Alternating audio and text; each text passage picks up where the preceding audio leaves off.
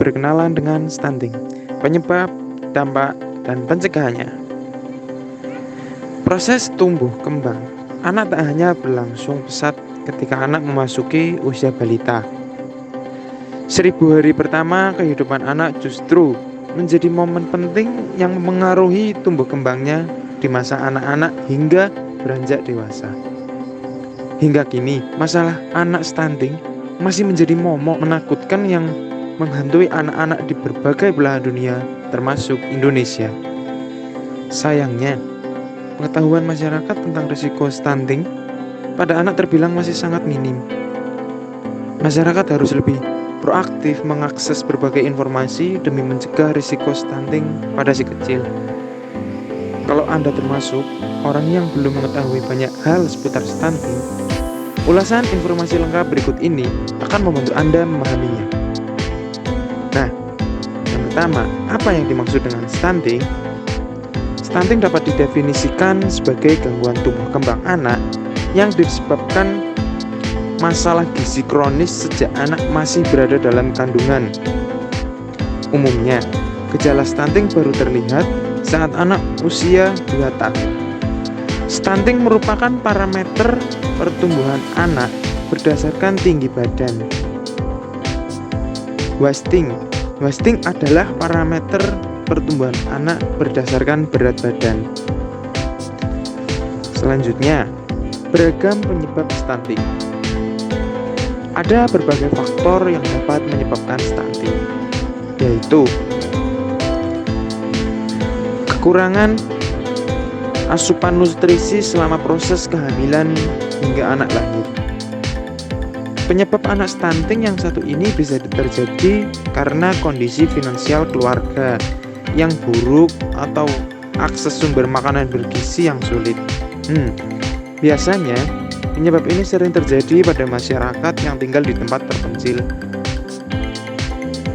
Selanjutnya, kondisi sanitasi tempat tinggal yang buruk sehingga ibu hamil dan ibu menyusui kesulitan mendapatkan air bersih untuk minum atau kebutuhan mandi, cuci, atau kakus.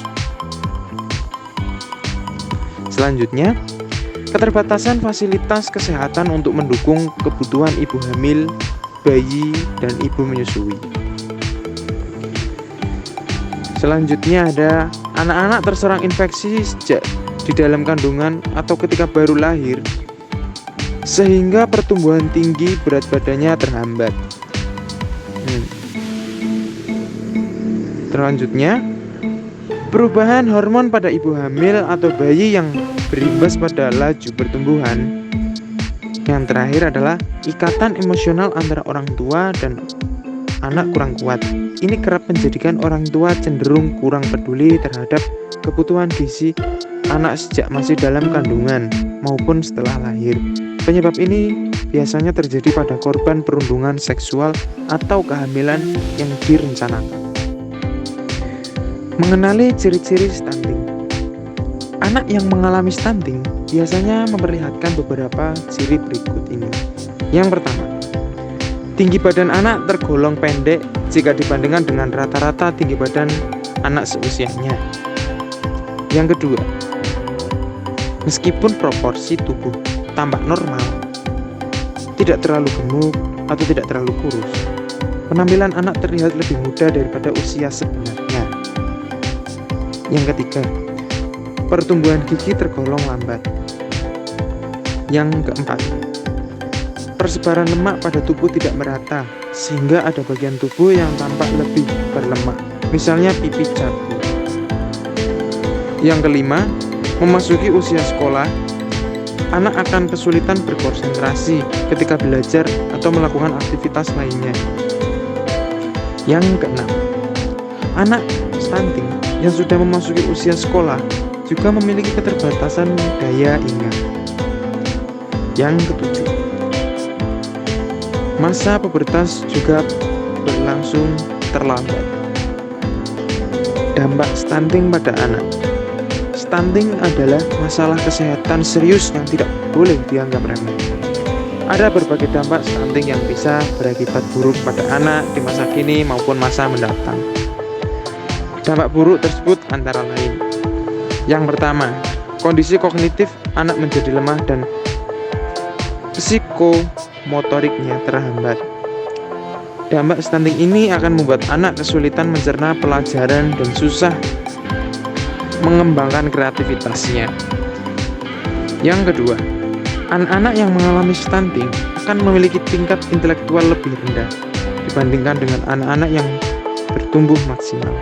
Akibatnya, anak-anak yang stunting akan mengalami hambatan prestasi akademis. Selain itu, proporsi fisik yang kurang memadai juga membuat anak-anak sulit mencapai prestasi di bidang olahraga. Yang ketiga, di masa depan, anak-anak stunting lebih mudah mengalami penyakit degeneratif atau penyakit yang muncul karena pertambahan usia.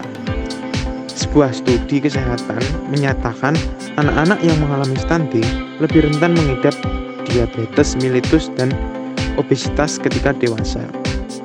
Keseimbangan kadar gula rentan terganggu dan jaringan lemak pada tubuh lebih mudah terbentuk.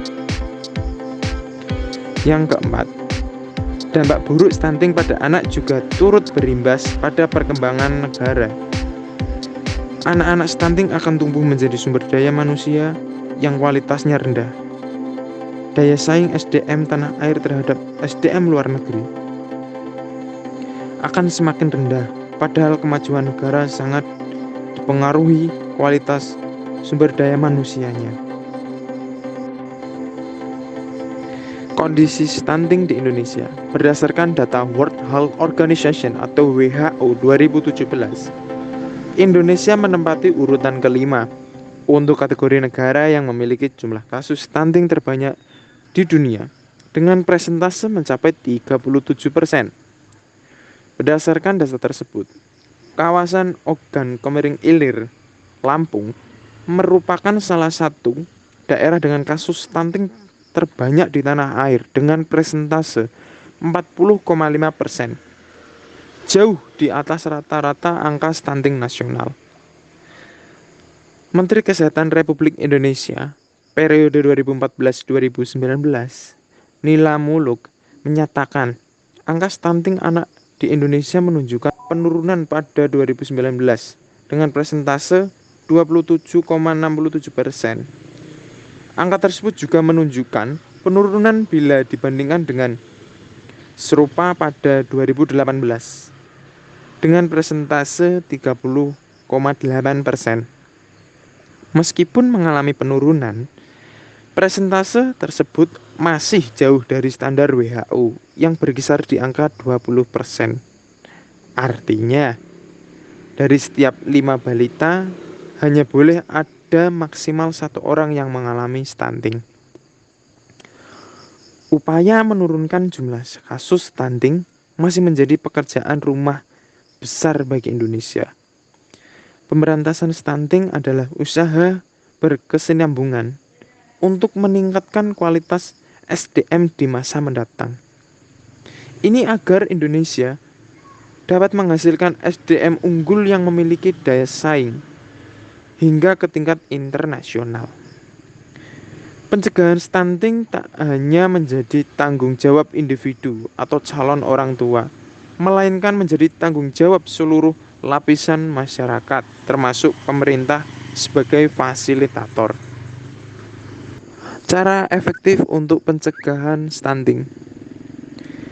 Ada beragam cara efektif yang patut dilakukan untuk mencegah stunting, yaitu yang pertama, mencukupi kebutuhan gizi ibu hamil sejak kandungan masih berusia beberapa minggu. Alangkah lebih baik calon ibu hamil mempersiapkan kehamilan dengan mengonsumsi aneka makanan bergizi. Calon ibu hamil dan ibu hamil harus mendapatkan asupan protein, vitamin, mineral, dan asam amino. Salah satunya asam folat dalam jumlah seimbang untuk mendukung pertumbuhan janin. Asupan vitamin tersebut bisa diperoleh dari berbagai jenis bahan makanan seperti buah-buahan, sayur, daging, kacang-kacangan, dan aneka produk turunannya. Yang kedua, Ibu hamil juga harus rajin memeriksakan kondisi kandungannya ke dokter. Dengan demikian, dokter dapat membantu memberikan saran serta suplemen untuk membantu mencukupi kebutuhan gizi harian bagi ibu dan janin. Dokter akan memberi tahu informasi seputar kecukupan gizi ibu hamil dengan penjelasan yang detail. Yang ketiga, para ibu hamil juga harus telaten menjaga kondisi psikis. Jangan sampai kondisi stres selama hamil menyebabkan perubahan hormon yang berimbas pada gangguan tumbuh kembang janin. Peran suami dalam mendukung kestabilan kondisi psikis ibu hamil tentu sangat penting. Itulah sebabnya calon ayah harus berperan sebagai suami siaga yang senantiasa siap mengawal calon ibu dan kandungannya. Yang keempat, kondisi lingkungan tempat tinggal ibu hamil harus benar-benar bersih. Akses air bersih untuk minum dan MCK harus tercukupi demi meminimalkan resiko penyakit menular pada ibu hamil. Yang kelima, setelah melahirkan, para ibu hamil harus tetap mendapatkan asupan gizi seimbang setiap hari. Asupan gizi tersebut merupakan sumber makanan yang mendukung produksi air susu ibu atau ASI yang berkualitas. Bayi yang baru lahir harus mendapatkan ASI eksklusif selama 6 bulan bila kondisinya memungkinkan. Yang keenam, anak yang baru lahir harus dijadwalkan vaksinasi secara rutin hingga mendapatkan seluruh rangkaian vaksinasi secara lengkap. Vaksinasi sangat penting untuk meminimalkan resiko infeksi dini dan penyakit yang rentan menyebabkan anak stunting. Yang ketujuh, lingkungan tempat tinggal juga harus selalu bersih untuk meminimalkan resiko wabah penyakit menular pada bayi. Yang kedelapan, selain vaksinasi, bayi juga harus melakukan kontrol kesehatan ke dokter anak secara rutin. Kontrol kesehatan anak dapat membantu deteksi stunting sejak dini, sehingga kecenderungan gagal tumbuh tersebut bisa diminimalkan. Yang kesembilan, bila anak telah lahir, para orang tua harus mencari informasi detail tentang asupan gizi yang seimbang bagi buah hatinya. Para orang tua lebih sigap menyiapkan makanan pendamping ASI atau MPASI yang turut berperan penting mencegah stunting. Terima kasih.